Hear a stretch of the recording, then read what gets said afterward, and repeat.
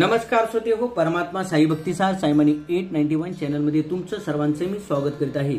जर आपल्यापैकी या चॅनलवरती कोणी नवीन असाल तर चॅनल सबस्क्राइब करा, जेणेकरून मी जसे नवीन व्हिडिओ अपलोड करीत जाईन तसे नवीन व्हिडिओचे नोटिफिकेशन तुमच्या मोबाईलवरती येत राहतील व तुम्ही ते पाहू ऐकू शकताल।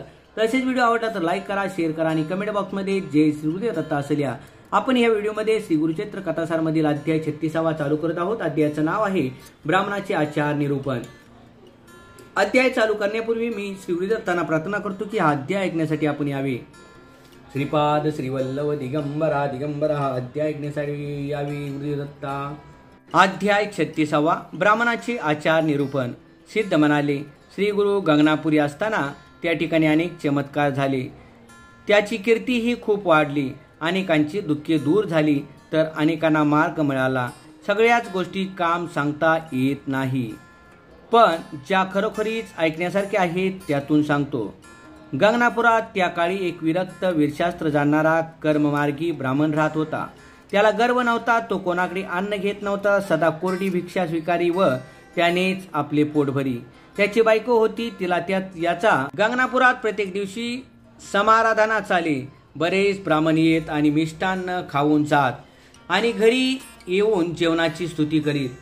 ते ऐकून ह्या ब्राह्मणाची बायको फार दुःख व्यक्त करी। ती मनात म्हणे, आपले नशीब खराब म्हणून असे अन्न स्वप्नात मिळत नाही। या दरिद्री माणसांशी लग्न करून नशिबी कष्ट आले। माझे पूर्वजन्मीचे कर्म म्हणून मला हे सारे दिवस आले। शेजारणी आपल्या पती समवेत चांगले भोजन करतात, कदाचित त्यांचे पूर्व सुकृत चांगले असावे। माझे पती दैवहीन, त्यांना परान्न घेणे आवडत नाही असे मनी विचार करून खंत करीत असे। एके दिवशी एक श्रीमंत ब्राह्मण श्राद्ध करण्यासाठी गंगनापुरी आला। त्याने अनेक ब्राह्मण दाम्पत्यांना जेवणाचे आमंत्रण दिले। ते पाहून ती स्त्री आपल्या पतीजवळ आली व म्हणाली, त्या ब्राह्मणाचे आमंत्रण ऐकले का? तो जेवणावळ घालीत आहे। त्या ठिकाणी अनेक प्रकारची पक्वान्ने खायला मिळतील। वस्त्रे दान दक्षिणाही तो वाटत आहे, ती पण मिळेल। आपण ते आमंत्रण स्वीकारावे अथवा मला जायची परवानगी द्यावी, ते भोजन जेवावे असे मला फार वाटते। ते ऐकून त्या ब्राह्मणाने तिला जायची परवानगी दिली। ती त्या धनिक ब्राह्मणाकडे गेली तेव्हा तो म्हणाला, बाई, मी दाम्पत्य भोजनाचे आमंत्रण दिलेले आहे, तरी पतीसह यावे। हे ऐकून त्या ब्राह्मण स्त्रीस अत्यंत हात जोडून म्हणाले, मुनिवर, आम्ही आचार धर्म पाळतो, पण मनात शंका येते तरी ब्राह्मणाचा आचार धर्म कसा पाळावा हे आम्हाला विस्तारून सांगा। पराशरांनी आचार धर्म सांगण्यास प्रारंभ केला। पहाटेच्या 5 घटका रात्री उठावे, श्री गुरुचे स्मरण करून ब्रह्मा विष्णू आणि महेश यांचे ध्यान करावे। नंतर सूर्यादी केतूसह 9 ग्रहाचे स्मरण करावे। सनकादिकांचे स्मरण करावे। नारद तुमरूसह सिद्धयोगी, 7 समुद्र, 7 पितृदेवता, 7 ऋषी, 7 द्वीपे, 7 भुवने यांची नावे घेऊन स्मरण करावे। हा झाला प्रात स्मरणाचा विधी। यानंतर पराशराने त्यांना आचमन विधी समजावून सांगितला। नंतर स्वच्छ विधी, त्याची दिशा, स्वच्छ विधी करण्याची जागा आदी समजावून दिल्या। आचमनाचा विधी, दंत धावनाचे नियम, स्नानाचे नियम, कोणती वस्त्रे केव्हा नेसावीत, भस्म, चंदन इत्यादी कसे लावावे, दुर्वा कशा असाव्यात, कशा व्हाव्यात, संध्येचे मंत्र विधी, गायत्री, पुरचरण, जप आदींची माहिती, जपासाठी वेळ, स्थान, आसन, ओंकाराचा दैवी अर्थ, यज्ञकर्म यांची माहिती पराशरांनी सांगितली। पराशरांनी नैमिषारण्यात ऋषींना ब्राह्मणाचे आचारविधी जे सांगितले ते श्री गुरुने त्या गरीब ब्राह्मणास सांगितले। श्री गुरुदत्तात्रेय अर्पणमस्तु। कुंडलिका वरनट श्री ज्ञानदेव तुकाराम पंढरीनाथ महाराज की जय। गोपाल कृष्ण महाराज की। सांबेश्वर महादेव कलाधिपती। ओम नमो भगवते वासुदेवाय। गुरुदेव दत्त ब्रह्मा विष्णू महेश्वर। ओम नमः शिवाय। सांबेश्वर महादेव कलाधिपती।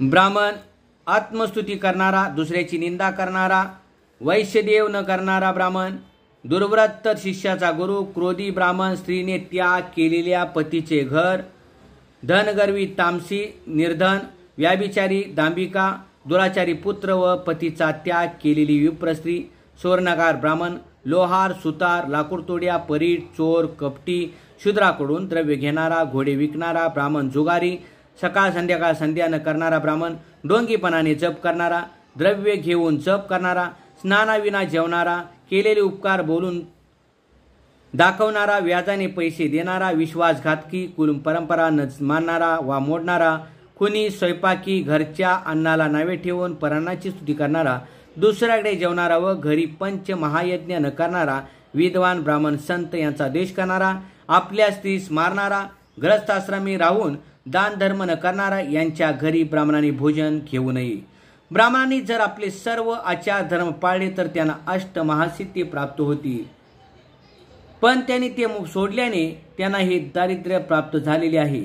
श्री गुरुने ज्यावेळी आचार धर्माचा उल्लेख केला त्यावेळी त्या ब्राह्मणाने आचार धर्माचे निवेदन करण्याची विनंती केली.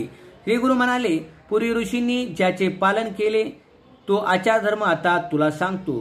पूर्वी नैमिषारण्यात अनेक ऋषी तप करीत. त्या ठिकाणी एकदा पराशर ऋषी आले तेव्हा नाही या कारणे मला ते मिळत नाही. नंतर ती श्रीगुरुपाशी आली. श्रीगुरूंना तिने वंदन केले व विनवू लागली, स्वामी, माझे पती परान्न घेत नाही, त्यामुळे मला उत्तम जेवण मिळत नाही.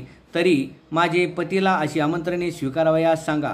श्रीगुरे ते ऐकून हसले व त्या ब्राह्मणास बोलावून म्हणाले, हे विप्रा, जेव्हा जेवणाचे आमंत्रण आले तर त्याचा स्वीकार कर. तुझे बायकोच मिष्टान्न खावे असे वाटते, तिची वासना पुरी कर.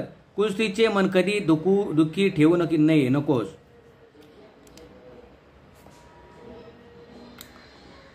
यावर तो ब्राह्मण म्हणाला, गुरुदेव, परान्न न स्वीकारण्याचा माझा नियम आहे, पण गुरुची आज्ञा जो मानित नाही तो नरकात जातो. यास तो आपली आज्ञा म्हणून मी आमंत्रण स्वीकारीन. श्रीगुरूचा निरोप घेऊन ते दाम्पत्य त्या जेवणावळीस गेले. त्या विप्र स्त्रीला फार मोठा आनंद झाला.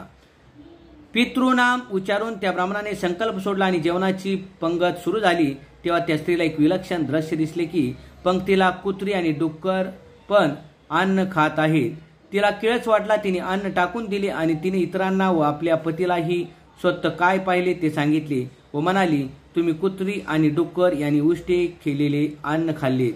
त्या ब्राह्मणाने उभयताची गुरुपाशी आली. श्रीगुरूने तिला जेवणाबाबत विचारले तेव्हा तिने श्रीगुरूचे पाय धरले व क्षमा मागितली. ती म्हणाली, स्वामी, मला क्षमा करा, मला बुद्धी नाही. पराणाचा आग्रह धरून मी पतीला दोष निर्माण केला. तो ब्राह्मणही श्रीगुरूंना सांगू लागला, स्वामी, आजवरचा माझा परान्न न घेण्याचा नियम या स्त्रीमुळे मोडीत निघाला. मी दोषी आहे.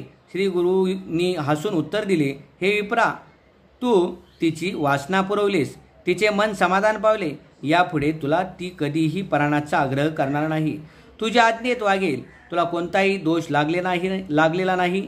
आणि एक लक्षात ठेव, पितृकार्य वा देवकार्य या प्रसंगी पंक्तीसाठी जर ब्राह्मण मिळत नसेल म्हणून तुला आमंत्रण दिले तर त्याचा अवश्य स्वीकार कर. अशा रीतीने धर्मकार्याला सहाय्य केल्याचे पुण्य तुला लाभेल. पण जर स्वीकारले नाही तर मात्र तुला दोष लागेल. श्रीगुरूचे हे वचन ऐकून त्या ब्राह्मणाने जेवण कोणाकडे घ्यावे आणि कोणाकडे घेऊ नये त्याचे नियम समजावून दिले. गुरुभवन शिष्यवर्गाचे घर, ब्राह्मण विना अडलेला ब्राह्मण, वैदिकाही विद्वान, आपले सासर, सहोदरादी साधू जन या घरी जेवण घेण्यास कोणतीही हरकत नाही. पण स्मृती चंद्रिका ग्रंथाप्रमाणे मातापित्याकडून सेवा करून घेणारा, धनलोभी स्त्रीपुत्राची हाल करणारा, गर्विष्ठ, चितारी, पैलवान ब्राह्मण, विनावादक याचे कृतीचा